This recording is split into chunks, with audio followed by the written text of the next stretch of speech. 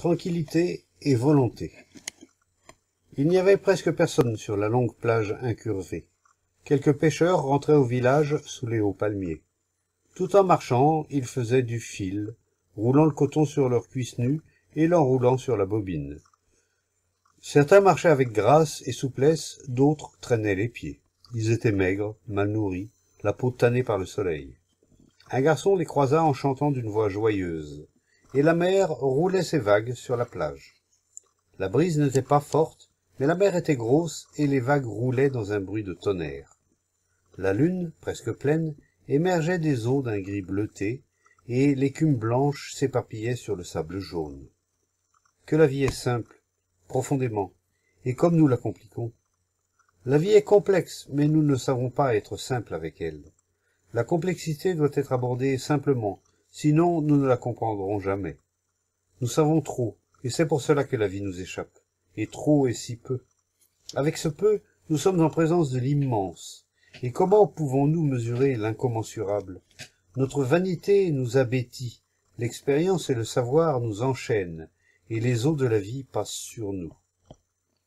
Pour chanter avec ce garçon, pour traîner des pieds avec ce pêcheur, pour filer un fil sur la cuisse, pour être avec ces villageois et ce couple dans l'auto, pour être tout cela, et non pour s'identifier à cela, il faut l'amour. L'amour n'est pas complexe, mais l'esprit le rend tel. Nous sommes trop avec l'esprit, et nous ne savons pas les voies de l'amour. Nous connaissons les voies du désir et le désir du désir, mais nous ne savons pas l'amour. L'amour est la flamme sans la fumée. Nous avons trop l'habitude de la fumée. Elle remplit nos têtes et nos cœurs, elle nous obscurcit la vue. Nous ne sommes pas simples devant la beauté de la flamme. Nous en faisons l'instrument de notre torture. Nous ne vivons pas avec la flamme, nous ne savons pas la suivre là où elle peut nous mener. Nous connaissons trop, et c'est toujours avec trop peu, et nous traçons un chemin à l'amour. L'amour nous échappe, mais nous avons le cadre vide, la coquille déserte. Ceux qui savent qu'ils ne savent pas, ceux-là sont simples. Ils vont loin car ils ne sont pas encombrés par le fardeau du savoir. C'était un sannyasi d'une certaine réputation. Il portait la robe jaune safran et il avait le regard lointain.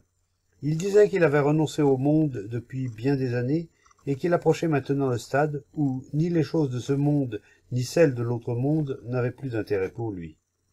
Il avait pratiqué l'austérité, il avait soumis son corps à une rude discipline et il avait un extraordinaire contrôle sur sa respiration et son système nerveux. Ces pratiques lui avaient donné un intense sentiment de puissance, bien qu'il ne l'eût pas recherché. Cette puissance n'est-elle pas aussi préjudiciable à la compréhension que le pouvoir de l'ambition et de la vanité? La cupidité, comme la peur, engendre le pouvoir de l'action. Tout sentiment de puissance, de domination, donne de la force au moi, et le moi n'est-il pas un obstacle à la réalité? L'inférieur doit être supprimé, ou bien il faut le rendre conforme au supérieur. Le conflit entre les divers désirs de l'esprit et du corps doit être apaisé. Dans ce processus de contrôle, on éprouve un sentiment de puissance, mais cette puissance est utilisée pour aller plus haut ou plus profond. La puissance n'est dangereuse que si elle est utilisée pour soi-même, mais non lorsqu'elle sert à déblayer la route du suprême. La volonté est une puissance, mais elle a un pouvoir de direction. Lorsqu'elle sert à des buts personnels, elle est destructrice, mais lorsqu'elle est utilisée à bonne fin, elle est bénéfique. Sans la volonté, il ne peut y avoir d'action. Tous les leaders utilisent le pouvoir, la puissance, en vue d'une fin, de même que l'homme ordinaire. Mais le leader prétend qu'il l'utilise en vue du bien de tous, tandis que l'homme ordinaire s'en sert à des fins égoïstes. Le but du dictateur, du leader, de l'homme au pouvoir, est le même que celui de l'homme qui se laisse diriger. Ils sont semblables, l'un est l'extension de l'autre, et tous deux sont des projections d'eux-mêmes. Nous condamnons l'un et louons l'autre, mais tous les buts ne sont-ils pas la conséquence des préjugés, des inclinations, des peurs et des espoirs? Vous utilisez la volonté, l'effort, la puissance, le pouvoir pour aller vers le suprême. Le suprême est à l'image de notre désir, qui est la volonté. La volonté crée son propre but et sacrifie ou supprime tout pour atteindre ce but.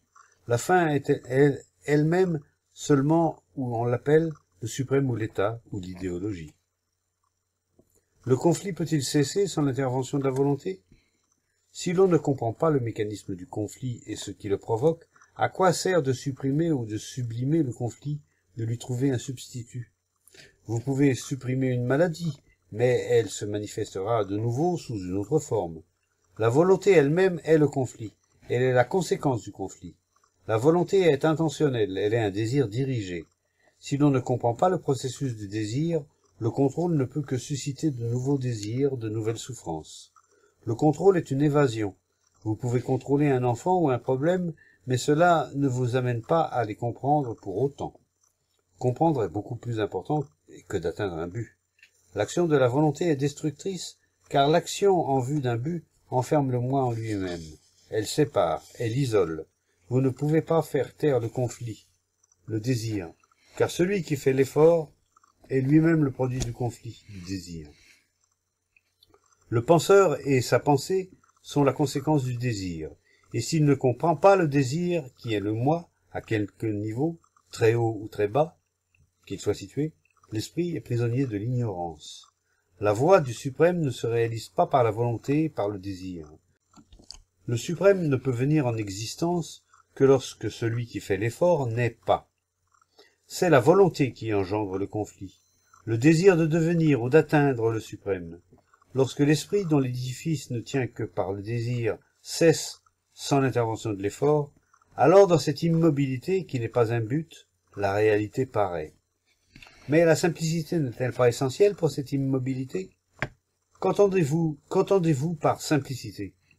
Parlez-vous de l'identification à la simplicité ou d'être simple? Vous ne pouvez pas être simple sans vous identifier à ce qui est simple, dans votre comportement extérieur aussi bien que dans votre attitude intérieure. Vous devenez simple, c'est bien cela. Vous êtes complexe, mais vous devenez simple par l'identification, en vous identifiant à ce qui est agréable ou à la robe de moine. Je suis ceci et je deviens cela. Mais ce processus de devenir mène-t-il à la simplicité ou simplement à l'idée de la simplicité? L'identification à une idée, appelée le simple, n'est pas la simplicité, n'est-ce pas? Suis-je simple parce que je déclare que je suis simple ou parce que je m'identifie au modèle de la simplicité? La simplicité est dans la compréhension de ce qui est, sans essayer de changer ce qui est en de la simplicité. Pouvez-vous changer ce qui est en quelque chose qu'il n'est pas? La cupidité qu'elle porte sur Dieu, sur l'argent ou la boisson, peut-elle jamais devenir la non-cupidité? Ce à quoi nous nous identifions est toujours une projection de notre moi, qu'il s'agisse du suprême, de l'État ou de la famille. L'identification, à quelque niveau que ce soit, est le processus du moi. La simplicité est la compréhension de ce qui est, si complexe que cela puisse paraître. Il n'est pas difficile de comprendre ce qui est, mais c'est la distraction de la comparaison, de la condamnation, du préjugé, qu'il soit négatif ou positif, qui empêche la compréhension. C'est cela qui mène à la complexité. Ce qui est n'est jamais complexe en soi, il est toujours simple. Ce que vous êtes est simple à comprendre. C'est la façon dont vous abordez ce que vous êtes qui le rend complexe. Aussi doit-il y avoir la compréhension de tout le processus par lequel vous abordez cela. Si vous ne condamnez pas l'enfant, alors il est ce qu'il est, et il est possible d'agir.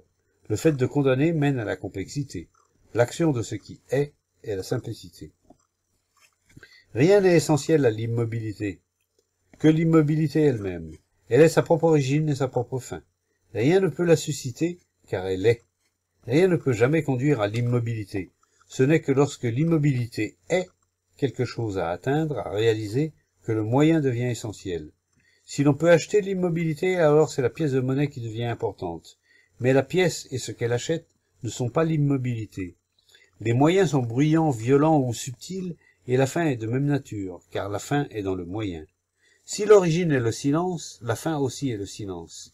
Il n'y a aucun moyen pour parvenir au silence. Le silence est lorsque le bruit n'est pas. Le bruit ne cesse pas par l'effort, la discipline, les austérités, la volonté, car ce sont là encore des bruits. Voyez la vérité de cela. Et alors, c'est le silence.